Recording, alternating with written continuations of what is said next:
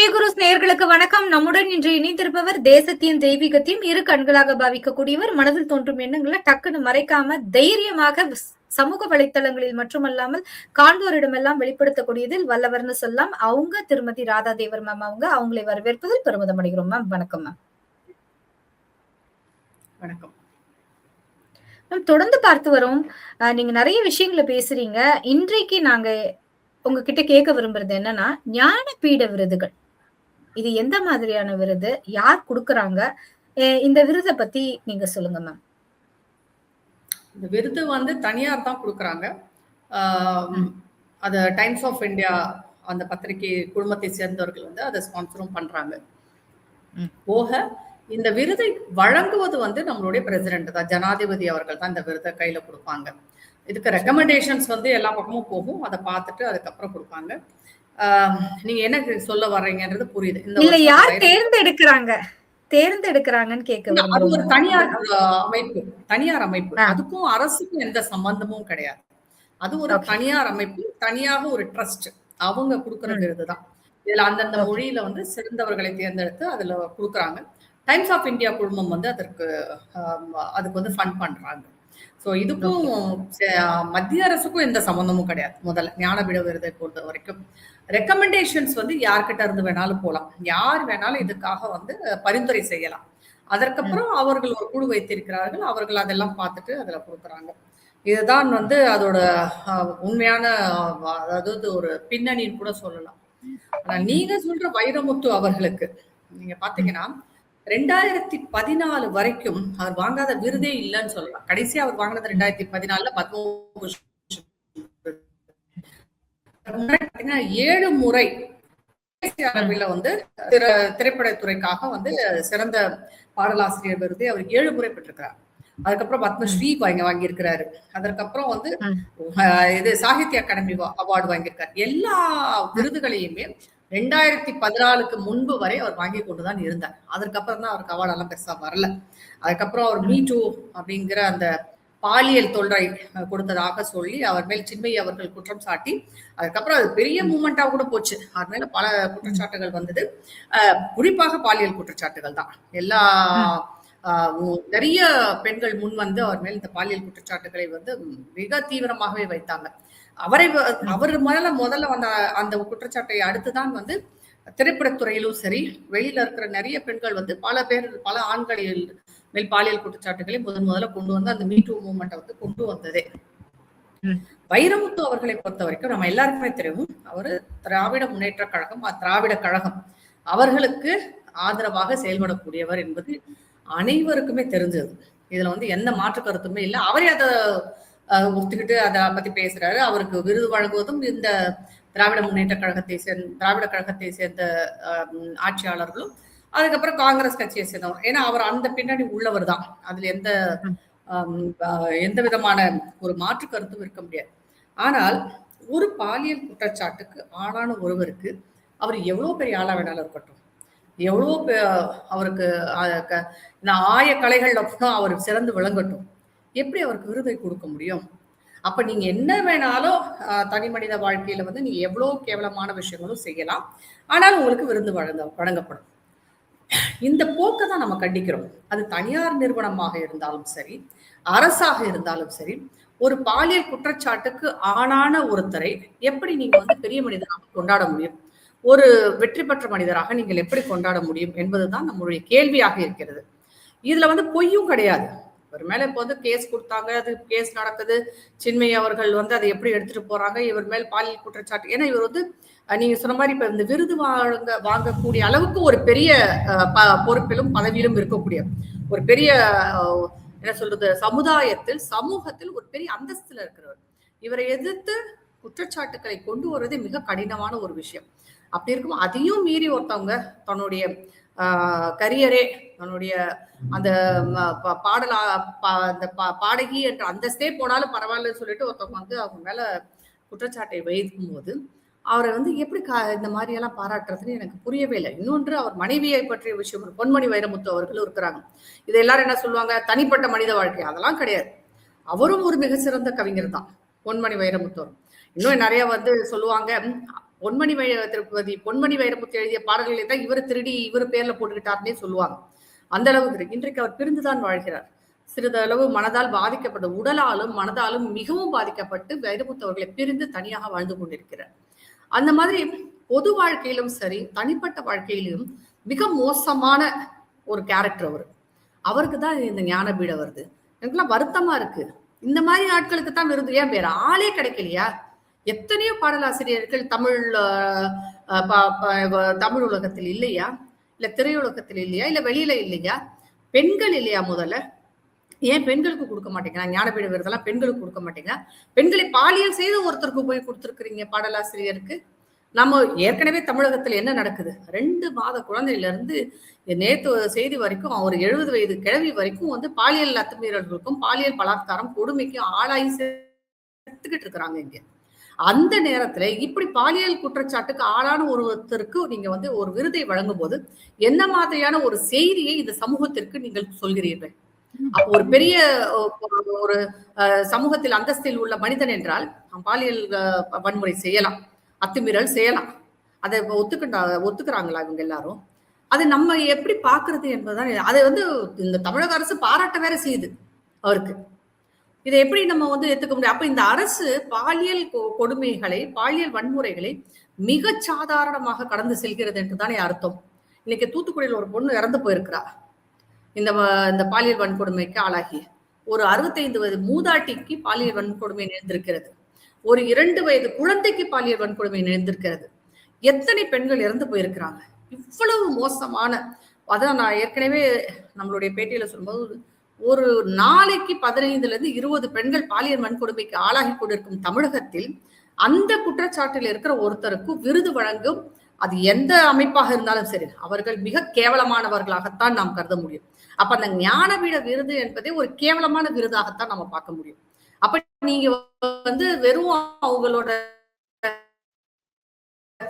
தமிழ் புலமைக்கு மட்டும் தான் கொடுப்பீங்க. அவங்க எப்படிப்பட்ட ஆள், சமூகத்தில் நல்லவரா கெட்டவரான்னு பார்க்க மாட்டீங்களா? அப்ப என்ன பண்ணலாம்னா, இது நம்ம ஜெயில போயிட்டு அங்க இந்த மாதிரி பாலியல் குற்றச்சாட்டு, இந்த மாதிரி பாலியல் பலாத்காரம் செய்து இல்ல கொலை குற்றம் செய்து உள்ள உட்கார்ந்துருப்பாங்க. அவர்களுக்கு கூட வந்து சிறந்த பாடலாசிரியர்கள் இருப்பாங்க, ஏதோ ஒரு துறையில் சிறந்தவர்கள் கூட இருக்கலாம். அவங்களுக்கெல்லாம் இந்த விருதை கொடுக்கலாமே. அப்ப அந்த அமைப்பில் இருந்தவர்களும் இவருக்கு இந்த விருதை யாரு ரெக்கமெண்ட் பண்ணாங்களோ, யாரு அவங்களுக்கு கொடுத்தாங்களோ, அதை தேர்ந்தெடுத்தவர்கள் இவர்கள் எல்லாருமே குற்றவாளிகளாகத்தான் பார்க்க முடியும். அப்ப பெண்களுக்கு இந்த ஊர்ல என்னதான் மரியாதை? தமிழகத்தில் இருக்க கழுதை தேஞ்சு கட்டரும்பான கதையா தான் போயிட்டு இருக்கு. பெண்களுடைய குரல் இங்க கேட்கவே இல்லை. மாதர் சங்க அமைப்புகள் என்ன செஞ்சிட்டு இருக்குன்னு கூட எனக்கு தெரியல. ஏன் உங்க குரலை ஒசைத்து கேட்க மாட்டீங்களா? இப்படி அப்ப மீட்டு அமைப்பு வந்தப்போ ஒரே பொங்கி புலகாங்கி தான் அடைஞ்சாங்கல்ல இவங்க எல்லாம். இன்னைக்கு இவங்க வந்து கேட்கணும்ல. அப்ப அதோட செத்து போச்சா அந்த அமைப்பு? அன்றைக்கு நீங்க பொங்கியதெல்லாம் அப்ப வந்து சும்மா ஒரு பேச்சுக்கா, விளம்பரத்துக்காக செய்தீர்களா? இன்னைக்கு ஏன் நீங்க குரலை ஒசைத்து கேட்க மாட்டேன்றீங்க? அந்த விருதை அவர் வாங்க விடாமல் செய்ய வேண்டும் என்பதுதான் என்னுடைய கோரிக்கையாக இருக்க முடியும். அவர் வாங்கக்கூடாது. அப்படி கொடுத்தாங்கன்னா அந்த அமைப்பிடம் மற்ற யாருமே அந்த விருதை வாங்கக்கூடாது. ஞானபீட விருதை வந்து ஏற்கனவே வாங்கினவங்க திருப்பி கொடுங்க. ஏற்கனவே இந்த மாதிரிலாம் வேலையெல்லாம் செஞ்சிருக்கிறாங்கல்ல எத்தனை எழுத்தாளர்கள். அது மத்திய அரசிடம் வந்து விருது வாங்கினவங்க எல்லாம் மத்திய அரசை எதிர்த்து நாங்க திருப்பி கொடுக்குறோம் அப்படின்லாம் சொன்னவங்க எல்லாம் இருக்கிறாங்கல்ல. இப்ப கொடுங்க திருப்பி. ஒரு பெண்ணுக்கு நேர்ந்த கொடுமை, பல பெண்களுக்கு நேர்ந்த கொடுமைன்னு சொல்லிட்டு நீங்க வாங்கின விருது திருப்பி கொடுங்களேன் பார்க்கலாம். ஞானபீட விருது வாங்கினவங்க எத்தனை பேர் திருப்பி கொடுப்பாங்கன்னு நம்மளும் பார்க்கலாம். இல்ல ஞானபீட விருது மற்ற விருதுகளை வாங்கினவரை இதற்காக எத்தனை பேர் பேசுறாங்க? திமுகவுல சல்மா என்ற ஒரு கவிஞர் இருக்கிறார். நீங்க பேசுங்களேன். ஒரு பெண்ணுக்கு நேர்ந்த கொடுமை தானே. ஏன் மணிப்பூருக்காக பொங்கிய திருப்பதி கனிமொழி இருக்கிறாங்களே, நீங்க பேசுங்களேன். அதுக்கப்புறம் நிறைய நடிகர் நடிகைகள் கவிஞர்கள்னு சொல்லிட்டு ஏகப்பட்ட பெண்கள் இருக்காங்க. உங்களால் குரலை உயர்த்த முடியும். நம்மள மாதிரி ஆளுங்கெல்லாம் சும்மா இங்க வந்து உட்காந்து பேசிட்டு இருக்கோம். சமூகத்தில் நல்ல அந்தஸ்தில் உள்ள பெண்கள் இருக்கிறார்கள். ஒருத்தர் கூட இந்த பெண்களுக்கு நேரும் பாலியல் குற்றங்களை பற்றியும் இப்ப அதற்காக ஒருத்தர் வந்து வாங்கிட்டு இருக்கிறாருன்னா அவருக்காகவும் எதிர்த்து ஒரு குரல் கூட எழுப்பல. இங்க மாதர் சங்கங்கள்லாம் இருக்கே, அவங்க எல்லாம் எங்க மேடம் இருக்காங்க? அவங்க எல்லாம் வந்து இப்ப கொஞ்ச நாளைக்கு வந்து லீவ்ல போயிட்டாங்கம்மா. இந்த 5 வருஷம் முடிஞ்ச அடுத்த ஆட்சி திமுக இருந்தா வரமாட்டாங்க, லீவ்லயே தான் இருப்பாங்க. ஆனா திமுக இல்லாம அதிமுக வந்துச்சுன்னா உடனே ஆஜராயிடுவாங்க எல்லாரும். ஏன்னா அவர்களுக்கு வந்து இன்னைக்கு பத்திரிகையாளர்களுக்கெல்லாம் வந்து என்னது பென்ஷனை உயர்த்தி கொடுத்திருக்கிறார் இல்லையா? எப்படி பத்திரிகை எழுதும் அது மாதிரி மாதர் சங்கங்கள் எல்லாம் கவனிக்கப்படுகிறார்கள். ஏன்னு எவ்வளவு இதுக்கு சமூக நீதிக்காக போராடும் கம்யூனிஸ்ட் கட்சி என்ன பண்ணுது? பெண்களுக்கு சமூக நீதி இங்க இல்லையா? பெண்களுக்காக இவங்க கேட்கவே மாட்டாங்களா சமூக நீதிக்காக? அவங்களும் அப்படித்தானே இருக்கிறாங்க. ஒருவேளை சின்மை என்பவர் வந்து உயர் ஜாதியை சேர்ந்தவர், அதனால நம்ம எதுக்கு அதெல்லாம் போய் கேட்கணும்னு சொல்லிட்டு இவங்க எல்லாம் கம்முனு அமைதியா இருக்கிறாங்களோ. இதே ஒரு பட்டியலினப்பெண்ணை சேர்ந்தவளாக இருந்திருந்தால் வேணா குரல் கொடுத்திருப்பாங்களோ என்னவோ தெரியல எனக்கு. ஆனால் மேம் அப்படி பட்டியலின பெண்ணை சேர்ந்தவங்களா இருந்திருந்தா நாங்குநேரி, கள்ளக்குறிச்சி மரணம், அப்புறம் மரக்காண மரணம், தொடர்ந்து வந்து தற்போது நடைபெற்று கொண்டிருக்கும் விளாத்திக்குளம், அப்புறம் தொடர்ந்து வந்து திருநெல்வேலியில் நடந்த சாதிய சந்தை, எல்லாவற்றிற்குமே மக்களுடன், வேங்கை வயல் இன்ன பிற எல்லாத்துக்குமே மக்களுடன் நின்று இருக்கணுமே மேடம். பட்டியலினத்துக்கு வந்து சமூக அந்தஸ்துன்னு ஒண்ணு இருக்குல்லம்மா. நம்ம சமூக அந்தஸ்துல பாக்குறோம். சமூக அந்தஸ்துல வந்து கீழே இருந்தாங்கன்னா அவங்க பட்டியலினம் எந்த இனமா இருந்தாலும் இவங்க கண்டுக்க மாட்டாங்க, அது வேற விஷயம். அதுக்கு சமூக அந்தஸ்துல இருக்கிறவங்களையும் சாதி தானே, சாதிய வேற்றுமை பார்க்க தானே செய்யறாங்க இவங்க. அந்த இடத்துல கூட வந்து இவங்க இன்றைக்கு வந்து வைரமுத்து மேல பொய் குற்றச்சாட்டுன்னு எப்படி சொல்ல முடியும் நீங்க? அவ்வளவு பெரிய அமைப்பு. ஆதாரம் இல்லாத குற்றச்சாட்டை எப்படி நீதிமன்றம் எடுத்துக்கொள்ளும் மேடம்? நான் நீதிமன்றத்தை கேட்கலையே, சமூகத்துல நீங்க பதில் சொல்லுங்கன்னு தான் கேட்கிறேன். இன்னைக்கு வந்து ஒண்ணுமே இல்ல, விஜய் சங்கீதா பிரச்சனையை பத்தி எல்லாரும் பேசிட்டு தான் இருக்காங்க. பொங்கி பேசிட்டு இருந்தது. நான் திரு பார்த்திபன் பேசுனதை கவனிச்சேன். அப்புறம் ஒரு டைரக்டர் 2-3 பேருக்கெல்லாம் கூட பேசியிருந்தாங்க அதை பற்றி. இன்றைக்கு நீங்க பேசுங்களேன் பார்க்கலாம். பேச மாட்டாங்க யாரும். சங்கீதாவுக்காக சப்போர்ட் பண்ணி வந்து பேசுறாங்க. விஜயோட மனைவி சங்கீதாவாக சப்போர்ட் பண்ணி விஜய் எதிர்த்து, த்ரிஷாவை எதிர்த்து இப்படிலாம் பேசுறாங்க. த்ரிஷா என்ன ஒரு பெண்ணுக்கு எதிராக எல்லாம் பேசிட்டு இருக்காங்க. ஏன் இன்னைக்கு வந்து ஒரு பாலியல் குற்றச்சாட்டில் சிக்கிய வைரமுத்துக்கு எதிராக இவங்க எல்லாரையும் பேச சொல்லுங்க.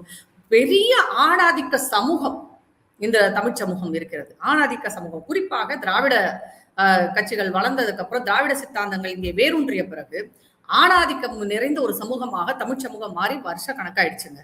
அது போக நீங்க தான் இப்படி சொல்றீங்க, நீங்க தான் இப்படி சொல்றீங்க. ஆனா பெரியார் பெண்களுக்கான மரியாதை கொடுத்தாங்கங்கறாங்க.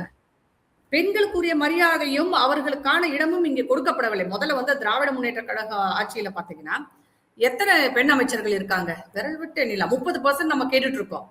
1, 2, அதுவும் வந்து ஒரு குறிப்பிட்ட துறைக்கு மட்டும். ஏன் ஒரு நிதியமைச்சரா இருக்க முடியாதா ஒரு பெண்ணால்? ஆனா வந்து நம்ம நிர்மலா சீதாராமன் அவர்கள் அங்க நிதியமைச்சரா இருந்தா அவங்கள வந்து அவங்களுடைய ஜாதியை சொல்லி திட்டி கொண்டு இருப்பாங்க. இவங்க ஒரு பெண்ணாக கூட பார்க்க மாட்டாங்க, ஒரு ஜாதியை சொல்லி திட்டுவாங்க. நீங்க என்ன ரெப்ரசன்டேஷன் கொடுத்திருக்கிறீங்க? என்ன மாதிரியான அவங்களுக்கு பதவிகளை கொடுத்திருக்கீங்க? திமுக கட்சிக்குள்ள என்ன கொடுத்திருக்கிறீங்க? அங்கோன்னு இங்கோன்னுமா ஏதோ ஒரு பேருக்கு பிச்சு போட்டு தானே கொடுத்திருக்கிறீங்க. தமிழ் திரையுலகத்தை பற்றி கேட்கவே வேண்டாம். ஆணாதிக்க சமூகம், அது ஆணாதிக்கம் நிறைந்த ஒரு துறை என்றால் அது அந்த சினிமா துறை தான். அங்க பெண்கள் வந்து சும்மா உப்புக்கு சப்பானியா இருப்பாங்க. பெண்களுக்கு நேரும் கொடுமைகளை எதிர்த்து ஒருத்தரும் வாயை திறந்து கூட கேட்க மாட்டாங்க. இன்னைக்கு சுசித்ரா வந்து கதறிக்கிட்டு இருக்கிறாங்கன்னா அப்படிதான். அவங்களால ஜெயிக்க முடியாது. பெண்களால் தமிழ் சினிமாவில் ஜெயிக்கவே முடியாது. அப்படி ஜெயிச்சு ஒருத்தவங்க வந்தாங்கன்னா அவங்க வாயை மூடிக்கிட்டு இருந்தாதான் ஜெயிக்க முடியும். ஆண்களுக்கு எந்த விதமான குற்றச்செயல்களுக்கும் எந்த விதமான அநீதிகளுக்கும் எதிராக குரல் கொடுக்கவே முடியாதாங்க. அது பாஜகவை சேர்ந்த நடிகைகளையும் தான் சேர்த்துதான் நான் சொல்றேன். இங்க வந்துதான் அவங்க பேச ஆரம்பிச்சிருக்காங்க. பாஜகவுக்கு வந்த பிறகுதான் அவங்க ஏதோ வாயை திறந்து பேசுறாங்க. ஆனா அதே வந்து அவங்க மாற்றுக் கட்சியில் இருக்கும் போதெல்லாம் வாயவே திறக்கல அவங்க. இன்றைக்கு வைரமுத்துவுக்கு எதிராக எத்தனை பெண் நடிகைகள் குரல் கொடுக்கிறார்கள் என்று பார்ப்போம். சினிமாவில் நீங்க வீராவேசனம் பேசுனதெல்லாம் போதும், எத்தனை நடிகர்கள் அதற்கு எதிராக கொடுக்குறாங்க. விஜய்க்காக பொங்குன எல்லாரும், விஜய் மனைவி சங்கீதாவுக்காக பொங்கினவங்க இன்றைக்கு வைரமுத்துவை எதிர்த்து எத்தனை பேர் குரல் கொடுக்க வர்றாங்கன்றதை நாம பார்க்க வேண்டியது இருக்கு. அப்ப நீங்க இந்த சமூகத்தை பொறுத்த வரைக்கும் ஒரு சக்சஸ்ஃபுல்லான மனிதன், வெற்றி பெற்ற ஒரு மனிதன் எப்படி வேணாலும் இருந்துட்டு போலாம் சமூகத்தில். அவன் வந்து பெண்களை கொடுமைப்படுத்தலாம், பாலியல் தொல்லைகள் செய்யலாம், பாலியல் எதுல வேணாலும் அவன் வந்து மாட்டிக்கலாம். அதை பற்றி ஊழல் குற்றச்சாட்டுல சிக்கிக்கலாம், என்ன வேணும் கட்ட பஞ்சாயத்து செய்யலாம், என்ன வேணாலும் செய்யலாம். அவனை பற்றி நம்ம பேசக்கூடாது. அவனை தலைவனாகத்தான் இங்கே கொண்டாடுகிறார்கள். இது அந்த சமூகத்தை நாம் வந்து எப்படி பாக்குறது? நம்ம நேற்று முந்தானத்தை பாத்தீங்கன்னா நேற்று செய்தியில ஒரு ஆண் காவல் அதிகாரி மேல் புகார். பெண் காவலர்களிடம் வந்து அத்துமீறினாங்க, வேலையே பயிர மீது. அதுக்கு முன்னாடி சில காலங்களுக்கு முன்னாடி ஒரு ஆண் IPS அதிகாரி மேல பல பெண் போலீஸ் அதிகாரிகளும் சரி, காவல்துறையை சேர்ந்த காவலர்களும் வந்து கம்ப்ளைண்ட் பண்ணியிருக்கிறாங்க. இந்த இப்போ கொஞ்ச நாளைக்கு முன்னாடி வருண் என்ற ஒருத்தர் மேல வந்து புகார் அவர் பண்ண. இப்படி ஆண்கள் வந்து செய்யும் அநியாயத்திற்கு பெண்கள் வாயை கூட திறப்பதில்லை தமிழகத்தில். ஆண்கள் அதற்கு வக்காலத்து வாங்கி கூட தான் வருகிறார்கள். யாருமே இதை எதிர்த்து பேச மாட்டேங்கிறாங்க. எனக்கு வந்து இது இன்னைக்கு சமூக நீதி பேசுறவங்க யாரு? திராவிட கழகம் அருள்மொழி என்ன பண்ணாருன்னு என்ன எங்க போனாங்கன்னு தெரியல. இந்த சுந்தரவல்லி அருள்மொழி எல்லாம் அப்ப அவங்களோட கட்சியையும் அவங்க கழகத்தையும் அவங்களோட அமைப்பையும் ஒருத்தர் சப்போர்ட் பண்ணாருன்னா அவர் செய்யற தப்பு எல்லாத்தையும் நீங்க விட்டுருவீங்க. மேம், சின்மயி அவர்களின் குற்றச்சாட்டுக்காவது நீங்க வந்து ஒரு ஆதாரம் கேட்பீங்க, ரைட்டு. ஆனால் இந்த உலகமே வழிபடும் ஆண்டாள் நாச்சியார், கோதை நாச்சியார்னு சொல்லி வழிபடக்கூடிய ஸ்ரீவில்லிபுத்தூர் தெய்வமான ஆண்டாள் அவர்களை பற்றி இவர் எந்த மாதிரியான ஒரு விமர்சனத்தை வைத்தார்? அப்போ இந்த சமூகம் வந்து அந்த விமர்சனத்தை அக்செப்ட் செய்து கொண்டு அவருக்கு இந்த விருதை கொடுத்திருக்கா? அவர் செய்த எல்லா செயலையும் வக்காலத்து வாங்கிதான் இங்க பேசினாங்க. ஏன்னா ஆண்டாள் இந்து தெய்வமாக, நம்ம இந்து கடவுளாக தான் நம்ம பாக்குறோம். அதனால அவரை பத்தி எது பேசலாம். மாற்று மதத்தினரில் உள்ள பெண் தெய்வங்களை பற்றியோ பெண்களை பற்றியோ பேச சொல்லுங்க பார்க்கலாம். இவரை அதை பற்றியெல்லாம் வாயை திறக்க மாட்டாங்க. பேசினா என்ன நடக்கும்ன்றது தெரியும். ஆண்டாளே இவர் தானே கேவலமாக பேசினவர் தானே இவரு. ஆனா அன்றைக்கு வந்து இதற்காக வந்து யாருமே பேச, ஆண்டாள் பெண் தெய்வமாக இருக்கட்டும், பாடலாசிரியர் யாரா எல்லாமே ஒரு பெண்ணை பற்றி கேவலமாக பேசும் ஒரு மனிதன் வந்து எப்படி நல்லவனாக இருக்க முடியும்? அவனை நீங்க எப்படி சப்போர்ட் பண்றீங்க? அவனுக்கு எப்படி நீங்க வக்காலத்து வாங்குறீங்க? அவருக்கு வந்து எப்படி நீங்க வந்து அவருக்கு வந்து பாராட்டு தெரிவிக்கிறீங்க? முதல்ல உங்க வீட்டுல இருக்கிற ஒரு பெண்ணுக்கு இந்த நிலைமை நேர்ந்திருந்தால், உங்க வீட்டு பெண்ணை ஆண்டாள பேசின மாதிரி இவர் கேவலமாக பேசி இருந்தால், இல்ல அந்த பெண்ணுக்கு வந்து ஷாம்பு வாங்கி கொடுத்திருந்தா நீங்க ஒத்துட்டு இருப்பீங்களா? நீங்க என்ன செஞ்சிருப்பீங்க? அப்படி யோசிக்கணும்ல. பொய்யேன்னு சொல்றீங்க நீங்க. அவர் பேசுனது நடந்துகிட்டது எல்லாம் எப்படி பொய்ன்னு சொல்றீங்க? சட்டத்தால் நிரூபிக்க முடியவில்லை என்பது ஒரு பக்கம் இருந்தாலும், மனசாட்சின்னு ஒண்ணு இருக்குல்ல எல்லாருக்குமே. அந்த மனசாட்சிக்கு தகுந்த மாதிரியாவது நடந்துக்கணும்ல. இது இன்னைக்கும் நான் வந்து பார்த்துட்டு இருக்கேன். யாரெல்லாம் இதற்கு எதிராக கொடி தூக்குகிறார்கள், யாரெல்லாம் இதற்கு எதிராக பேசுறாங்க? யாருமே கிடையாது. பாஜக இருக்க சங்கிங்க மட்டும் தான் இதுல கதட்டிட்டு இருக்காங்க. அவர் குழு கூடாது, அவர் இப்படி பண்ணாரு. இவ்வளவு சின்மை சங்கிகளை சப்போர்ட் பண்றவர்லாம் கிடையாது. அவர் சங்கிகளை எதிர்த்து தான் பேசுவார். இருந்தாலும் ஒரு பெண்ணாக மட்டுமே தான் அவரை கருதி அவருக்கு சப்போர்ட் பண்ணி இன்னைக்கு எல்லாரும் சங்கிகள்ல நிறைய பேர் வந்து எப்படி வந்து இந்த விருதை கொடுத்தீங்கன்னு சொல்லிட்டு கேட்டுட்டு இருக்கிறாங்க. ஆனால் மத்தவங்க யாருமே சமூக நீதி பேசும் ஒருத்தர் கூட இதுல வாயை திறக்க மாட்டேன்றாங்க. எனக்கு ஆச்சரியமா இருக்கு. இது எப்படி இது சாத்தியம்னு கூட தெரியல. தாவேகா தலைவர் விஜய் சேர்த்துக்கிறேன் நான் இதுல. நீங்களாவது பேசலாமே. எதுக்கு அவருக்கு இப்படி ஒருபட்ட விருது கொடுக்கணும்? மற்றதெல்லாம் நீங்க சொல்றீங்க நாங்க மாற்றி என்னது திமுக தீய சக்தி, நாங்க ஒரு நல்லாட்சி அமைப்போம், வரும் அப்படி கொண்டு வரும், அதை மாற்றி நாங்க தூய சக்தி. அந்த தூய சக்தி வந்து இப்ப பேசலாமே. திமுக மட்டுமா தீய சக்தி? ஏகப்பட்ட தீய சக்தி இருக்கு தமிழ்நாட்டுல. அந்த தீய சக்திக்கு எதிராக பேசுங்களேன். அதை பத்தி பேச மாட்டாங்க. அது வெறும் ஒரு அரசியல் மட்டும்தான் இங்கே நடுகிறது தவிர சமூக அவலங்களை எதிர்த்து குரல் இங்கே வருவதே இல்லை. அரசியல் மட்டும் செய்யறாங்க. அரசியல் கட்சிகளுக்குள்ள அடிச்சுக்கிறாங்க. அரசியல் கட்சி தலைவர்களை பற்றி பேசுகிறார்கள். ஆனால் பொதுவாக நடக்கும் சமூக அவலங்கள்னு ஒண்ணு இருக்குமா? சமூகத்தில் பெண்களுக்கு நிகழ்க்கப்படும் அநீதி என்று ஒன்று உண்டு. அதை பற்றி இங்க யாருமே பேசுவதில்லை. அதை பற்றி பேசுவதற்கு யாரும் இங்க தயாராக கூட இல்லை. அது கட்சிக்கும் அப்பாற்பட்ட விஷயமாகத்தான் நான் பார்க்கிறேன். இன்னைக்கு வந்து வைரமுத்து எந்த கட்சிக்கு வேணாலும் சப்போர்ட் பண்ணிட்டு போறார். அதை பத்தி நமக்கு கவலை கூட இல்லை. ஆனால் அவர் செய்தது ஒரு தவறு. அவர் மேல் ஒரு குற்றச்சாட்டு வைத்திருக்கிறது.